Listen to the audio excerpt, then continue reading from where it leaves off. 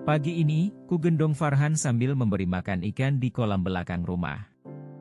Juragan sengaja menyuruh orang membuatnya untuk area bermain cucunya. Kasih sayang pria itu nyata sekali kurasakan. Apapun akan dilakukan demi penerus keturunannya. Ukurannya tak besar. Hanya 2 kali 3 meter saja. Jumlah ikannya pun tak banyak. Bisa dihitung jarilah. Di sampingnya ada tempat duduk yang dibentuk serupa bebatuan. Di sisi lain terdapat pancuran kecil yang tak henti mengalirkan air. Anak ini terus merangsek ingin masuk ke kolam. Kuhentikan saja karena kewalahan. Terang saja dia menjerit karena keinginannya tak terpenuhi. Jagoan mau lihat ikan? Sama papa, yuk. Dus makanan ikan yang masih kugenggam meluncur ke lantai demi mendengar suara itu. Seseorang yang kurindukan kini hanya berjarak 1 meter di hadapan. Lama tak jumpa Mami Anjani. Aku sangat rindu kalian, ingin kukatakan aku pun demikian.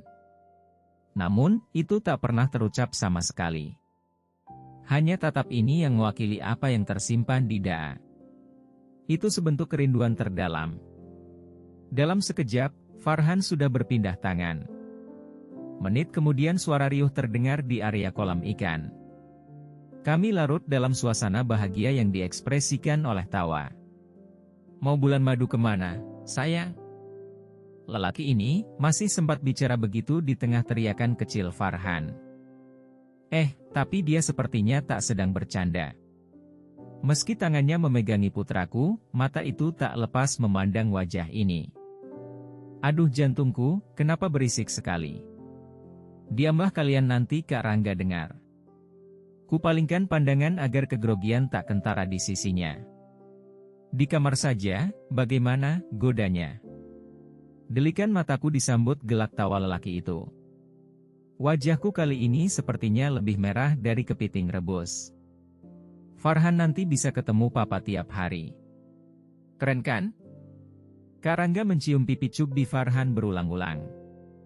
Setelah itu mengedipkan sebelah matanya padaku. Besok orang tuaku datang. Kalau ditanya tanggal nikah, bilang hari ini saja, terangnya. Sepertinya dia tak sedang bercanda kali ini. Haah. Aku benar-benar kaget. Masa ia sekilat itu? Melihatku ternganga lelaki itu malah tertawa. Deuh yang lagi ehem, seru Sherina tiba-tiba. Oh, ternyata anak ini mengintip dari tadi. Yalah, ganggu mulu nih, bocah, hardik Kak Rangga pada adik bungsunya. Idih, siapa yang ganggu? Orang aku mau ngajak Farhan. Weu, tukas Sherina tak mau kalah. Dalam sekejap area ini jadi lebih ramai. Kedatangan gadis cerewet itu menjadikan Farhan makin sering tertawa. Sesekali anak itu menjerit karena tak tahan dengan jari nakal calon tantenya. Aku sudah gak sabar pengen. Saat Farhan asyik bermain dengan Sherina, Kak Rangga sengaja mengajakku duduk di gazebo dekat kolam. Ia tak berhenti bercanda hingga aku gak henti tertawa. Kadang kalau sudah menyerempet hal-hal aneh, ku tepis cepat-cepat. Kak Rangga apaan, sih? Ih, pengen ngajak Farhan jalan-jalan, Momi. Aku ingin sekali mencubit lelaki jahil itu, tapi tak dilakukan. Bahaya kalau sampai terjadi. Bisa-bisa keesokan harinya orang tua dan Rangga benar-benar datang. Sikap bersahabat sepasang suami istri itu membuat kami merasa nyaman. Sungguh, aku merasa mereka berbeda dengan saudaranya. Jadi, akad nikahnya minggu depan saja sebab kalian harus segera pergi ke luar negeri. Untuk pesta nanti kami yang siapkan bulan depan, papar ayah dan Rangga. Lelaki yang wajahnya mirip juragan itu terlihat lembut dan bijaksana. Pria tegap itu tak meninggikan dirinya di hadapan kami. Alhamdulillah, desis ibu yang duduk di sampingku. Ia menempelkan tangannya di atas telapak tanganku. Terasa ada getaran di sana. Kucubit tangan kiri untuk memastikan ini bukan mimpi. Aku akan kembali menikah dengan seorang pria. Namun, kali ini berbeda. Ada keikhlasan di diriku tak seperti sebelumnya. Aku dan ibu tak memiliki alasan untuk membantah. Kami menyerahkan semua urusan pada keluarga pria. Terserah saja mau bagaimana dan kapan pestanya. Yang pasti aku dan Den Rangga akan menikah. Satu lagi yang membawa kebahagiaanku adalah penerimaan mereka atas Farhan. Keluarga itu tulus mencintai putraku. Seolah-olah bocah mungil itu adalah cucu kandungnya sendiri. Aduh gantengnya. Main sama, Oma, yuk, ajak ibunda Kak Rangga saat melihat Farhan. Hanya saja anakku belum bisa beradaptasi dengan mereka. Bocah mungil itu menolak dan menempelkan wajah di dada calon papanya. Wanita berkulit kuning langsat itu tak menyerah. Ia terus merayu dan memperlihatkan ketulusan. Akhirnya Farhan luluh juga. Anak itu mau digendong. Calon mertua Kuftak sungkan menggendong putraku. Diciumnya berulang-ulang pipi cabi Farhan. Tak terasa bulir bening mulai merembes ke pipi ini. Bahagia, haru berpadu dalam dadaku.